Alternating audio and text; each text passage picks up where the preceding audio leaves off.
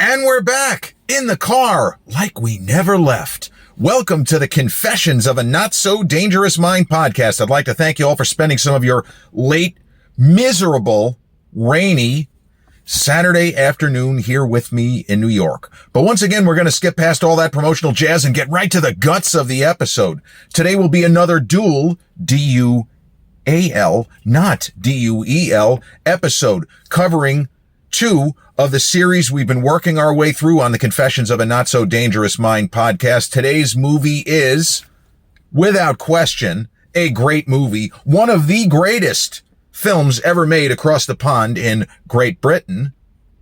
And it is also, because it is 80 years old almost, I have to put it on the list of the best movie you've never seen. Now, this is one that I would say some of you will have seen.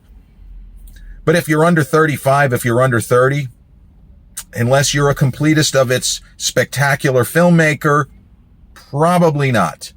But the movie in question is David Lean's 1946 four-hanky-weeper romance, Brief Encounter. Now, David Lean is a filmmaker who, until his last works, well, I think his last big film was A Passage to India, but you're talking about a guy who did Dr. Zhivago and Lawrence of Arabia and Oliver Twist, and my favorite, one of the greatest movies ever made, The Bridge on the River Kwai. And no less an authority than Oscar-winning author and screenwriter William Goldman. He did All the President's Men, Butch Cassidy and the Sundance Kid, Princess Bride, Marathon Man. William Goldman said that as long as David Lean was around and making movies, he was always going to be one of the greatest, if not the greatest, living filmmakers. And until the kind of Spielberg, Scorsese, Coppola group was still producing great work into their 70s, Lean had the longest career at the top of the heap, where almost every film he put out, multiple award nominations, multiple award wins. I believe he had 5 films which won the Oscar for Best Cinematography. Like, what? I think he was nominated for that award 6 times, and 5 of the films won. Like, that's not normal. You know, even with the wackiness of Hollywood, that is very rarefied air, to say the least. And he was known for spectacle. He was known for large-scale epics, which is what makes Brief Encounter stand out in his filmography. It is a quiet, meditative, somewhat melancholy love story. Your sort of classic, and when I say classic in this context, I don't mean great. I mean from a structural, conceptual standpoint, classic, meaning it follows a certain formula. It is a classic movie love story in the sense of two people who are star-crossed, and for one reason or another, either they can't get on the same page, or there is no process by which they can be on the same page, or both. In the realm of cinematic love stories, if I'm asked, name the best movie romances of the kind that I'm talking about, there's basically only this movie and Bridges of Madison County. There's nothing else. Those are the only two that I would count and put on the exalted top tier. Because there are films that have, obviously, almost everything. There are romance elements. But a movie whose sole purpose and whose only real major narrative through line is, will Robert Kincaid and Francesca Johnson not only have sex for 4 days, that's Bridges of Madison County, but will they then run off together? I don't think that 50 Shades of Grey is really a romance. Films such as 500 Days of Summer, the Joseph Gordon-Levitt, Zooey Deschanel, that's not really the same kind of movie. And then there are other films that have a lot of this sort of will they or won't they, but not where the entire story hinges just on the love story. And what makes Brief Encounter, 2 other films in the same ballpark, I should say, both released in 1993, Martin Scorsese, Age of Innocence. Will Countess Olenska and Newland Archer get together in some form or fashion? Will they scandalize everybody by having sex when he's married? And horror of horrors, she was in an abusive wedding and got a divorce. Well, she has to be ostracized now. The Scorsese loves that stuff. One thing in Goodfellas, and mob, mean streets, well, you can't do this because of this. And then in a refined culture of New York City in the 1890s, it's pretty much the same shit. She's divorced. Yeah, but she was beat around by her husband. Doesn't matter. Don't invite her to that party, and don't invite her to the next one either. Great stuff. But that's a film with a love story component, but there's a lot more going on. And The Remains of the Day is almost purely, sorry for spoilers, an unrequited love story. Brief Encounter is closer spiritually to The Bridges of Madison County, but it doesn't do, or I should say The Bridges of Madison County doesn't really do what Brief Encounter does. Brief Encounter has at its center a great star and acknowledge one of the great British actors in Trevor Howard, who he was part of the Kryptonian High Council, and I didn't even know this until years later. Trevor Howard is one of the guilty. He's one of the guys with Brando, putting the General Zod and his buddies into the Phantom Zone. You want to talk about a cameo? He's in the movie for about maybe 30 seconds of screen time. His name's in the credits like he's one of the stars. Who's Trevor Howard? Yeah, shut up. Don't worry about it. He's barely in the movie. But in this film, he's the central character. Well, he's one of the central characters. He plays a married doctor, I guess near London. And he meets a woman named Laura. Or if you prefer, she meets him. It doesn't really matter because once you reach a certain point, things are filtered through both of their perceptions. I guess technically she's the central figure. An actress who is amazing in this film, but didn't really have much of a career, named Celia Johnson in films. I'm not sure about on the stage. And they are both married. And we are led to believe, well, we don't really know anything about his marriage, but we're led to believe that she's not unhappy.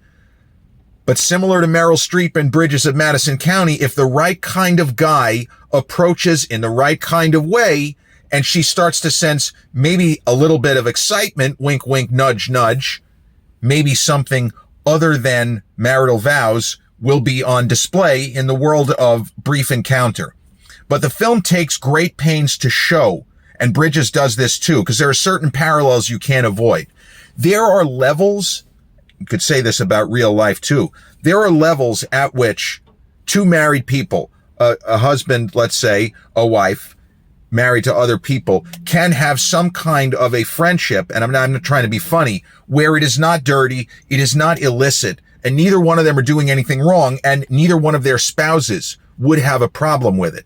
Now, that scene doesn't happen in the world of this film. There is a lot that is unspoken. There is a lot of acting with the eyes and body language. And Trevor Howard was an attractive man, but he was not a conventional leading man looking guy. He was not Cary Grant. He was a very distinctive actor, and he had an incredibly emotive and expressive face. He had what they would call a great face for the movies, and so did Celia Johnson. So in Bridges, there is actually a moment where Clint Eastwood's Robert Kincaid, the National Geographic photographer, has met Meryl Streep's Francesca Johnson, a married housewife, and the entire family is at a science fair. And he's lost. He's trying to find a covered bridge. He can't find it. There's no Google in 1950, whatever, or 1960. So he sees a farmhouse. He goes in and said, listen, I've got the distinct impression that I'm lost. Can you help me out? So she has nothing better to do than kind of talk to and schmooze with this handsome older, but he's not presented as that much older, stranger. And she invites him back to the house for dinner in the world of that film. And Clint's character, who is single and presumably has had his way with a lot of different women throughout his life. We don't know that he's necessarily a player, but he's a single guy. He's an attractive man. He's successful. So in the world of that film, he spells out what is implied in Brief Encounter, because there is a point up to and including where everything is fine as far as behavior, not what they're thinking, but behavior, where the behavior is okay and very few people would take issue with it. And the way that Clint describes it is as they're having dinner, and unfortunately, he is really getting very serious ideas. He just wants to pull her frock off, and it's not even, and she wants to rip his suspenders down. We know this as the audience, even if we haven't read the book. But he points out to her, nothing has happened, and there is nothing that has happened since I came looking for help. That's what she said. But since I showed up at your door asking for help to find that bridge. There is nothing that you can't tell your husband or your kids. And there is a moment in the movie Brief Encounter which encapsulates that. And I feel like Clint put that moment in his film because he was thinking about it. And there's no way that he was not channeling Brief Encounter, because the reality is that Bridges of Madison County is way better than the book. Spoiler alert, the book is not that good. The movie is fantastic. In the world of Brief Encounter, the two characters meet by chance at a kind of refreshment stand at a railway station. It's the kind of thing you wish that they had more of. There aren't any refreshment stands in the New York City subway. You could get a drink at Penn Station and you could go upstairs wherever. But this is like really cool. I wish that there was this sort of thing. So they meet at this refreshment stand while each is waiting for a different train. And they meet by chance. And they strike up a friendship, which is it's above board. They happen to be in the same place at the same time. It's not until they start to make a plan to accidentally see one another, then you're starting to get into dangerous territory. And that moment is very subtle. The way the film, without even thinking about it, it doesn't seem, he just takes her hand at a certain moment as they're kind of out gallivanting in between trains. And the story, it gathers momentum. This is not a long film. David Lean made 2.5, 3-hour films like Dr. Zhivago, Lawrence of Arabia, and Bridge on the River Kwai. This film is maybe an hour and a half, maybe slightly more, but it gathers enormous momentum. And yeah, there's a little of the will they or won't they, but it's more a question of these two of them come across as really good, decent, kind people. And on the one hand, we want them to get together, but on the other, this woman she seems to love her husband. And from what we can surmise about Alec, that's the Trevor Howard character, he's not unhappy. He's not in a bad marriage. He's not trapped in a loveless situation, such as Newland Archer in Age of Innocence, whose wife, despite being played by the spectacular Winona Ryder, she's about as exciting as a 3-day-old bowl of Rice Krispies. No snap, no crackle, no pop. He didn't want to be there, but he is, in the world of that film, he's kind of forced by society. Might as well be the mob, but he doesn't really have much choice. He has very little say-so in his own life. He's pretty much stuck. He's an automation. He's a gentle Clockwork Orange, if you want to go that far. But in the world of this film, our heroes appear to have free will. They appear to have free will. They appear to be able to make their own decisions. And you think about it, the character of Alec is a very well-respected doctor. This would be a guy that if it were today, he'd be on social media, he'd be very congenial, and he'd probably have a following of women who wanted to hook up with him. It would be great. But he is a respectable individual who is starting to do things that are not really that respectable. He's going with the feeling that he has fallen in love, and she is going with the feeling that she has fallen in love. And they don't have to say it out loud. There are times in movies where they do, but at other times in other movies, you don't have to say it. It's understood. The audience gets it. Sometimes you want to hear the words, right, in real life or in the world of the movies, but other times it doesn't matter. And I don't think that Clint and Meryl ever actually say those words in Bridges of Madison County. And certainly, Remains of the Day, Age of Innocence, it's not, they kind of talk around it, but they don't actually get into it. But there is an incredible sequence, and Trevor Howard talked about this, and Trevor Howard, the guy was he was a drunk. He was a raging alcoholic, but nobody could figure out how the man was able to drink so much, always, and never was late for the set, never seemed intoxicated, and always hit his marks like a fucking champ. The guy never missed. I don't know. How's that possible? But there is a sequence in this film where the respected doctor, wonderful guy, loves his wife, and Laura, great lady, loves her somewhat fuddy-dud of a husband. I mean, the guy was, let's say he's punching way above his weight class, I think would be fair to say. He got no business being with her. Or maybe he's getting what he deserves if you want to look at it that way. But Alec has a friend who lives close enough and the friend is giving him use of his flat. The friend doesn't know that Dr. Alec is going to, a married man, is going to bring a married woman to that flat for indecent, immoral purposes. He is going to compromise her virtue in his friend's apartment. Now, this is pretty nervy stuff for 1946 for a movie to go into this. We know what they're doing, and even audiences in the post-World War II America watching this film, after it won some big awards over at Cannes Film Festival, is the first winner of the Grand Prix over there. So they steal away, and they enter the guy's flat.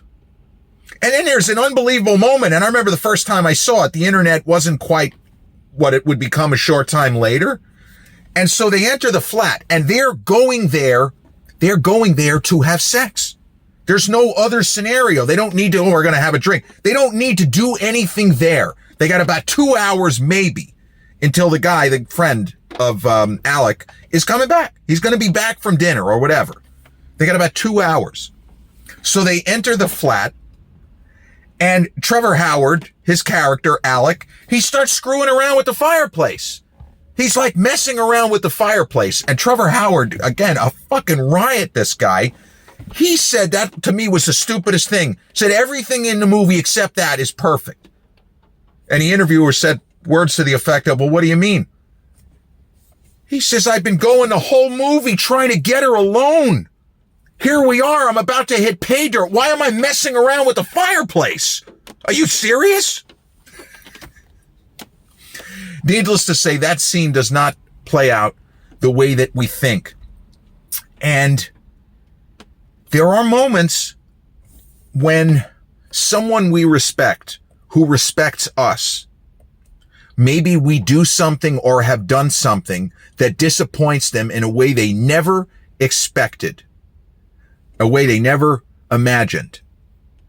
And when they express that to us, even if they don't raise their voice or seem to get angry, it could be a few words or just a glance.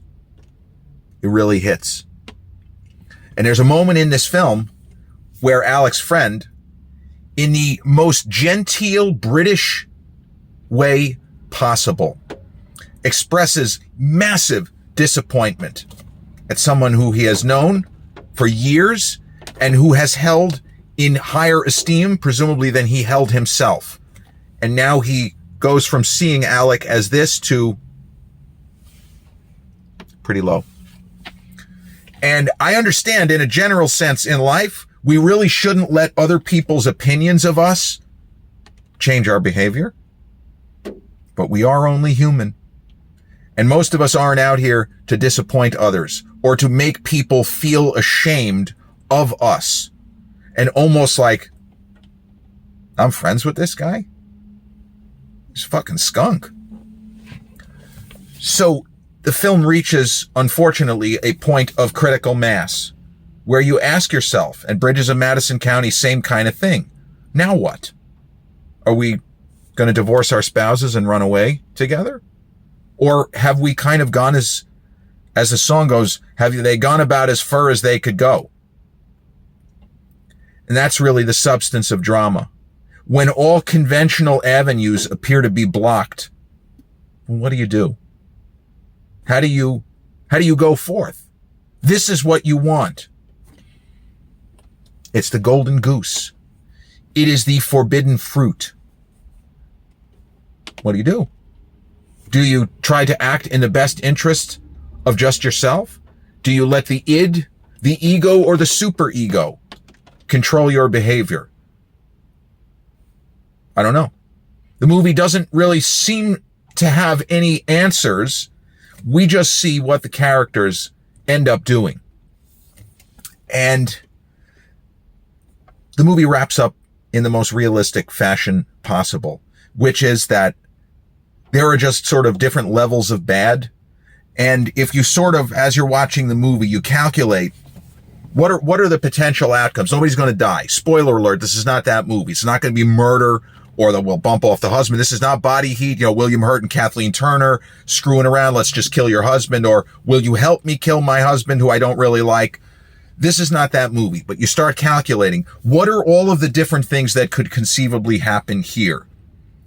And when I talk about levels of bad, the best case scenario is still pretty terrible. The worst case scenario, which would be two people who are desperately in love with one another, willingly going their separate ways. That is horrendous. But maybe that's the only way that this could possibly work, because it can't work. And the sort of, maybe it's a clean break. Maybe it's I won't be following you on the gram because it's 1946 and I don't have a burner phone where you can hook up. Maybe you can fly to South Africa. No, there is no process here. A goodbye will be a final goodbye. And that's going to hurt. It's going to hurt a lot. But what if that's really the only way that you can possibly go? And Trevor Howard does some of his best work towards the end of the film, after the scene in question where he's monkeying around with the fireplace. And maybe that's why I'm not even going to say it, but he's screwing around with the fireplace instead of trying to get her clothes off. And that was what Trevor Howard found to be so amusing about the scene. He says, what are we doing here? Whatever. It's David Lean. It didn't say anything at the time. But there is a moment between Celia Johnson and her husband, who appears to be a bit of a bubblehead, as if he's not paying attention, as if he has no idea what his wife is going through. And their final scene together has such beauty within simplicity. It's top 10 greatest scenes in any movie, certainly that I've ever seen. It's so beautiful and so sad and so life-affirming somehow all at once. And I wonder how Celia Johnson didn't have a bigger career. I didn't really look into it. I just know that she was up for Best Actress at the Oscars for films released in 46. The film was up for Best Picture, and I want to say that David Lean was also up for Best Director, but it had come from the Cannes Film Festival, where it had, as I said, done well, won the Grand Prix. Now, before I forget, Brief Encounter is streaming. If you have Max, it's on Max. You don't have to pay a couple extra bucks. It's also on the app called Pluto, which is a free app, but got to deal with a lot of commercials. So if you have Max, that's the way to go to see this film. The score is well in the 90s, and not that long ago, this was actually voted the second greatest film ever produced in England. I don't know what the first one was. Maybe Chariots of Fire, my all-time favorite movie. I know Chariots is in the top 10. It wouldn't be number one, but I don't know what number one would be. Maybe it would be Lawrence of Arabia. It's probably another David Lean film. But this is a great movie. There are very few critics. There are very few film historians that do not have this film. It's tough to compare other David Lean films with this one, because how can you? They're so different. Although Dr. Zhivago, in its own way, was a love story. Bridge on the River Kwai is sure as fuck not a love story. But Brief Encounter, a great film, the newest entry in our continuing series of the great movies, as well as the best movie you've never seen. Brief Encounter, directed by David Lean and starring Trevor Howard and Celia Johnson. This has been episode 482 of the Confessions of a Not So Dangerous Mind podcast. I'd like to thank you all so much for spending some of this miserable, rainy, late Saturday afternoon here with me in New York. But if you check out this episode on the YouTube channel, haven't done so already, please click like, subscribe, comment, share, turn on those notifications. Or if you catch this episode on the audio platforms such as Podbean, Spotify, iTunes, or the others in which we're hosted, same general rule applies. Click like, subscribe, share, and turn on those notifications. I'll be back with a new episode real soon. Until then, peace.